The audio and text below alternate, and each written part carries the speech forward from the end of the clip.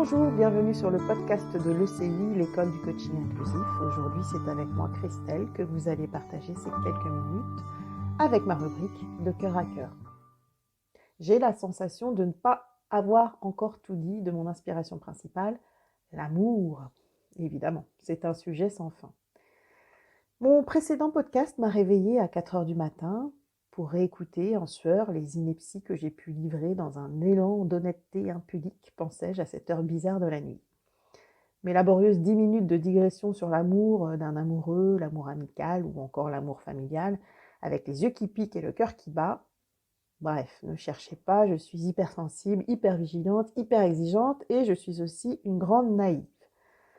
D'ailleurs, Patricia vous en parle très bien de la naïveté dans son podcast Amalgame. Donc cette éructation de quelques minutes m'a convenu à 4h10 du matin. J'ai donc éteint mon portable et suis retournée dans les bras de Morphée, un sourire aux lèvres, presque satisfaite, tout au moins pas trop déçue, je pouvais vous laisser entrer dans mon monde presque sans crainte. Nous voici quelques jours après, je vois que sur mon planning, j'ai 4 semaines pour commettre une autre émission et je réalise que j'ai encore de quoi alimenter un monologue assez long pour en faire un podcast. La dernière fois, j'ai évoqué l'amour des enfants pour leurs parents, indéfectible, voire sacrificiel, notamment lorsqu'il y a maltraitance. Et une de mes interrogations s'intéresse à présent à l'inverse. Est-ce qu'un parent aime son enfant, même lorsque celui-ci commet l'irréparable ? Très certainement. Je ne vois pas comment ce serait possible autrement si aucune embûche n'est venue gripper le rouage de l'amour inconditionnel dès la naissance. Le parent aime avec une immense culpabilité, sans aucun doute, en se demandant à quel moment ça a déconné, à quel moment le cerveau de son tout petit a vrillé, et à quel moment il a commencé à torturer des petits animaux, par exemple. Bon, je laisse aux parents de psychopathes criminels dépatouiller le transgénérationnel et faire la paix avec leurs aïeux et eux-mêmes. Oui, parce que oui, je pense que si tu t'appelles Arthur comme ton arrière-grand-père qui a assassiné sa femme infidèle, il est possible que toi aussi tu passes par la case justice ou que tu ne supportes pas la vue des armes ou que tu portes une tristesse et une culpabilité qui ne t'appartiennent pas ou que, éventuellement, tu aies envie de meurtre. Alors, tous les descendants de meurtriers, s'ils en ont, ne le deviennent pas à leur tour et il faut bien un premier qui peut être aussi le dernier. C'est un choix de vie, une maladie mentale ou bien d'autres accumulations de circonstances qui mènent à l'irréparable. Mais ça, c'est un autre sujet et un sujet à part entière. Le lien donc qui lie les parents à leurs enfants est indestructible. Cependant, on peut continuer à s'interroger sur l'amour. L'amour que l'on porte à nos rejetons, même si les circonstances ne sont pas extrêmes comme celle évoquée juste avant. Est-ce qu'un parent continue à aimer son enfant lorsqu'il ne fait que des mauvais choix pour sa vie et son bien-être ? Alors, qui est-on pour juger de ce qui est bon pour les autres, me direz-vous ? Bon, enfin, la question sous-jacente, difficile à dire ça, sous-jacente finalement, est comment fait-on pour ne pas se positionner en sauveur ? Hashtag le triangle dramatique de Karpman. Donc, le sauveur qui ne peut s'empêcher d'aider, la victime qui se plaint et subit, le persécuteur ou bourreau qui critique, ironise et dévalorise. Bref, un joli triangle de jeu de manipulation psychologique. Donc, pas de sauveur, mais plutôt un soutien. Et surtout, comment rester calme parce que nous, on sait, en tant qu'adultes, on reconnaît les rouages, on a de l'expérience, on a un minimum travaillé sur soi, on est aware, comme dit Jean-Claude Van Damme.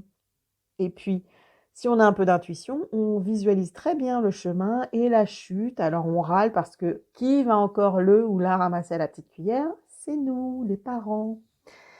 Et comme nous sommes sages, on ne va pas l'accueillir avec un « je te l'avais bien dit » parce qu'on sait que l'expérience des uns n'a jamais servi aux autres. Et pourtant, ça nous énerve. Et encore une fois, pour qui se prend-on ? Françoise Dolto est passée par là, on sait que le bébé n'est pas simplement un estomac, qu'il a des émotions, que l'enfant a des désirs et la possibilité de s'exprimer. Pensez-vous, il y a même une déclaration des droits de l'enfant et ils ont leur journée le 21 novembre, au même titre que celle de l'amitié, des hypersensibles, des lunettes ou celle des sandwichs. Si, ça existe. Bref, l'amour, c'est du boulot. se détacher de ces traumas, des compensations qu'on a mis en place pour parer à quoi? Nos peurs, nos pleurs? Pour tout cadrer, pour être parfait ou parfaite, pour éviter les infiltrations du doute? Oui, et aussi pour se protéger, pour montrer une personnalité et prétendre qu'elle s'appuie sur du solide. Et avancer parce que finalement, a-t-on le choix? Non. La vie file et il faut suivre pour ne pas se laisser engloutir. Je suis une enfant de féministe 68arde, qui s'est intéressée à Dolto, Montessori, etc. Bon, appliquer ce que l'on lit n'est pas toujours évident. Pour vous la faire courte, il y a eu des erreurs, des fautes d'inattention qui ont fait grandement baisser la moyenne générale. Cependant, l'amour est là, fort toujours, à l'épreuve, mais présent. Comme tout enfant qui se respecte, on se dit qu'on ne fera pas les mêmes erreurs que ses parents, et on en fait d'autres. En voulant protéger, n'aurais-je pas frustré? En croyant faire le bien, n'aurais-je pas empêché? Et le fameux dicton « le chemin vers l'enfer est pavé de bonnes intentions » peut s'appliquer aux parents qui ne veulent que le bien de leurs enfants. On en revient à la culpabilité des parents, je préciserai bien des mères. Nous, femmes, sommes les reines de la culpabilité, sans doute parce que dès le départ, notre responsabilité est grande. Nous portons l'enfant, nous lui donnons naissance. Il ne fait pas de différence entre lui et nous les premiers mois de sa vie. Nous sommes son tout et le bébé est notre tout aussi. Bon, alors, comment on se débarrasse de cette fichue culpabilité? Comment on se détache de ce besoin de protéger? Je pense vous avoir déjà fait le même genre de réponse. On ne peut pas. On l'accepte, on respire profondément en se rappelant de pourquoi on a fait des enfants. Certainement pas pour qu'ils restent dans nos pattes ad vitam aeternam. Amen. Je me souviens avoir dit haut et clair, je ne fais pas d'enfants pour qu'ils restent attachés, qu'ils me restent attachés, lapsus. Vous comprendrez ce que vous voudrez. Je les élève, je leur offre des armes pour affronter le monde, qu'ils sachent faire entendre leur voix et qu'ils marchent avec assurance sur leur chemin de vie, qu'ils grandissent continuellement, qu'ils expérimentent le monde, enfin bref, qu'ils se sentent forts et libres et blabla et blabla. Et en plus, j'ai dit ça devant témoins, donc impossible de revenir dessus. Pas certaine que ce soit encore tout à fait le cas pour mes chers petits, mais des désirata se font entendre de ci, de là, parce que entre l'enfance et l'âge adulte, il y a quand même la période bénie de l'adolescence où il faut bien le dire, où ça passe, où c'est chaotique.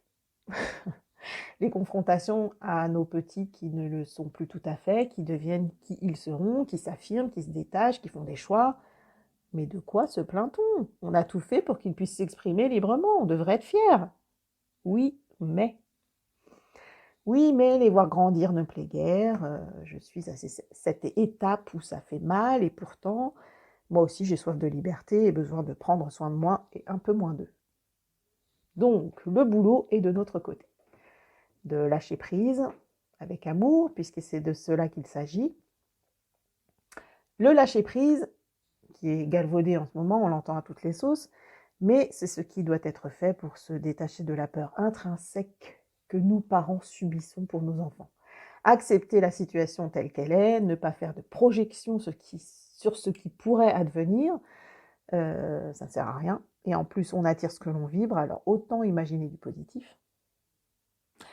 Cependant, il y a des trous ou des bosses sur le parcours et parfois, ce besoin de liberté est étouffé par le mal-être et à nouveau, notre ado redevient enfant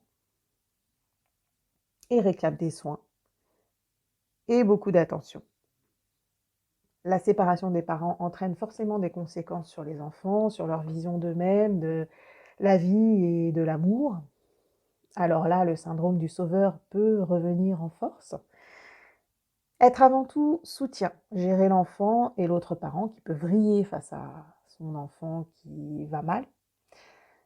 Il n'y a pas de jugement sur la capacité de l'un ou de l'autre. Chacun fait ce qu'il peut en son temps, cependant l'évolution n'est pas exclue.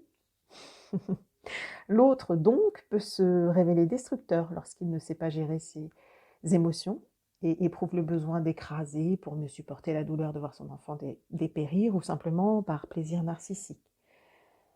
Et c'est aux parents le moins bancal de gérer la déprime, voire la dépression de l'enfant qui est ici victime.